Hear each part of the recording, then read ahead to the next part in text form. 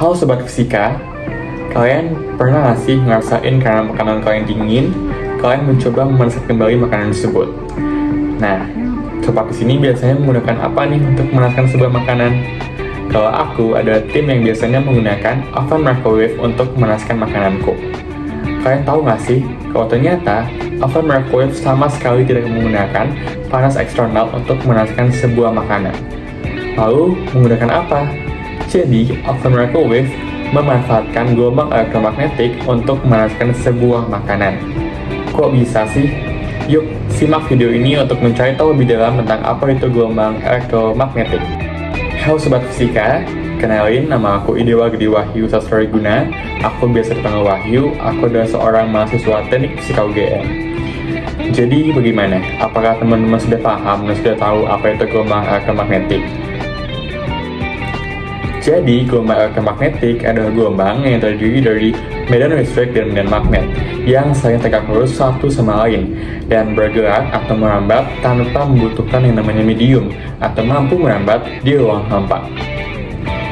Kecepatan dari gelombang elektromagnetik setara dengan kecepatan cahaya, teman-teman. Menarik, bukan? Nah, apakah gelombang elektromagnetik sudah sering digunakan pada kehidupan kita? Tentu ya, sobat semuanya, jadi gelombang elektromagnetik ini sudah sangat sering dimanfaatkan pada kehidupan kita, terutama pada perkembangan teknologi.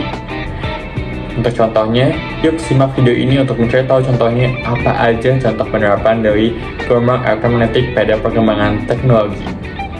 Yang pertama, yaitu pada mesin oven microwave. Jadi, mesin oven microwave memanfaatkan gelombang elektromagnetik untuk memanaskan sebuah makanan melalui interaksi antara medan listrik dan molekul air yang terkandung pada sebuah makanan. Tahapan lebih detailnya bagaimana? Yuk kita cari tahu. Yang pertama yaitu produksi gelombang pada mesin oven microwave. Jadi pada mesin oven microwave nantinya akan terpasang yang namanya magnetron yang berfungsi untuk mengubah energi listrik menjadi sebuah gelombang elektromagnetik dengan frekuensi 2,45 GHz. Mengapa 2,45 GHz? Karena diyakini bahwa frekuensi inilah yang paling cocok untuk berinteraksi dengan molekul air, lemak, dan gula pada sebuah makanan.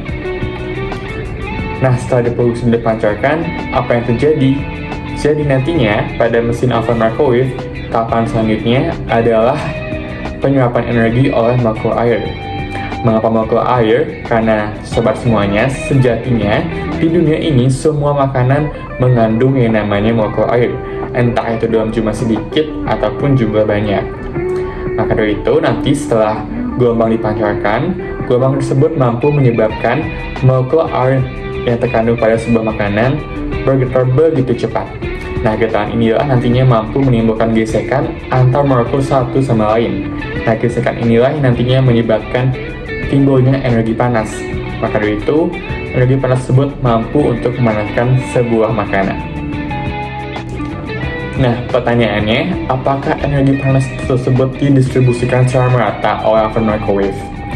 Nah, untuk hal ini, pada mesin oven microwave akan terpasang yang namanya dinding logam yang berfungsi untuk memantulkan dan meratakan gelombang elektromagnetik saat pemanasan sebuah makanan.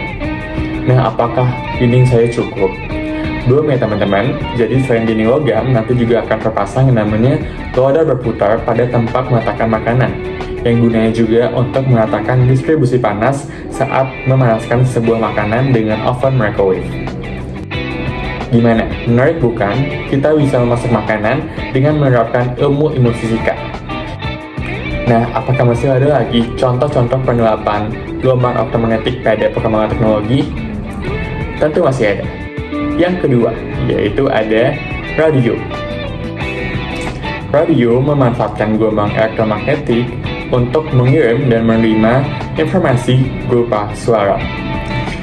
Nah, secara garis besar, prosesnya itu ada terdiri dari transmisi dan penerimaan gelombang elektromagnetik. Untuk lebih lengkapnya, yuk kita cari tahu. Tahapan yang pertama, yaitu konversi menjadi sinyal listrik. Jadi nantinya mikrofon akan menangkap gelombang suara dan mengkonversikannya menjadi sebuah sinyal listrik. Setelah itu, tahapan yang kedua adalah modulasi sinyal. Jadi, setelah diubah menjadi sinyal listrik tersebut belum mampu untuk menempuh jarak yang jauh. Maka dari itu, sinyal listrik digunakan untuk memodulasi gelombang pembawa berfrekuensi tinggi. Modulasi utama ada dua, yaitu ada amplitude modulation dan frequency modulation. Tahapan yang ketiga adalah penguatan dan transmisi gelombang. Jadi nantinya, setelah sinyal dimodulasi, sinyal akan diperkuat dengan amplifier agar mampu menempuh jarak yang jauh. Setelah diperkuat, nanti sinyal akan dilarikan menuju antena pemancar, dan antena nanti akan mengubah sinyal listrik tersebut menjadi sebuah gelombang elektromagnetik. Setelah diubah oleh antena, nanti antena akan menyebarkan gelombang tersebut ke segala arah dan dapat menempuh jarak yang jauh. Yang kelima, yaitu penerimaan oleh radio penerima.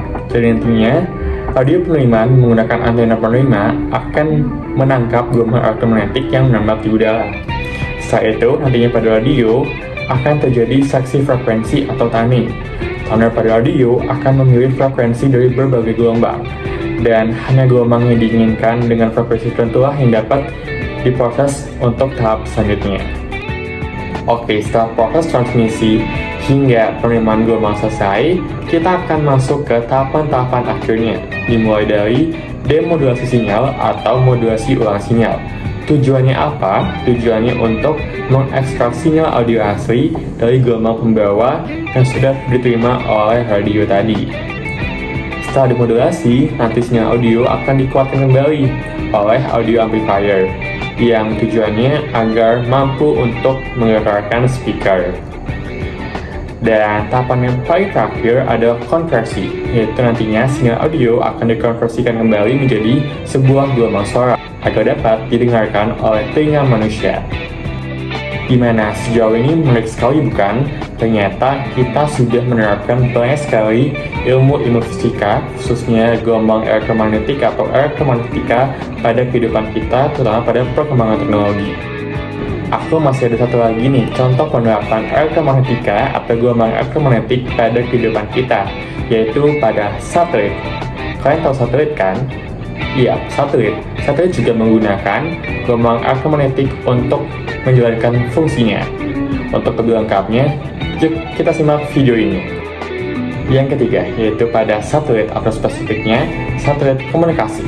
Satelit komunikasi juga memanfaatkan gelombang elektromagnetik untuk mentransmisikan dan menerima informasi untuk sarana komunikasi. Sebenarnya, pada dasarnya, satelit komunikasi menerapkan gelombang elektromagnetik hampir sama dengan radio. Apa aja perbedaannya? Yuk kita cari tahu. Yang pertama, yaitu pada frekuensi. Pada satelit komunikasi biasanya menggunakan frekuensi yang lebih tinggi atau menggunakan gelombang mikro. Sedangkan pada radio biasanya menggunakan frekuensi yang lebih rendah atau menggunakan gelombang radio. Yang kedua, yaitu pada media transmisi. Untuk satelit komunikasi biasanya mentransmisikan langsung tanpa bergantung pada ionosfer. Sedangkan pada radio biasanya ditransmisikan dengan cara dipantulkan pada ionosfer. Yang ketiga, yaitu cakupan. Untuk cakupan, satelit komunikasi biasanya bisa mencakup lebih luas, atau bisa mengglobal, atau bisa mencakup seluruh dunia.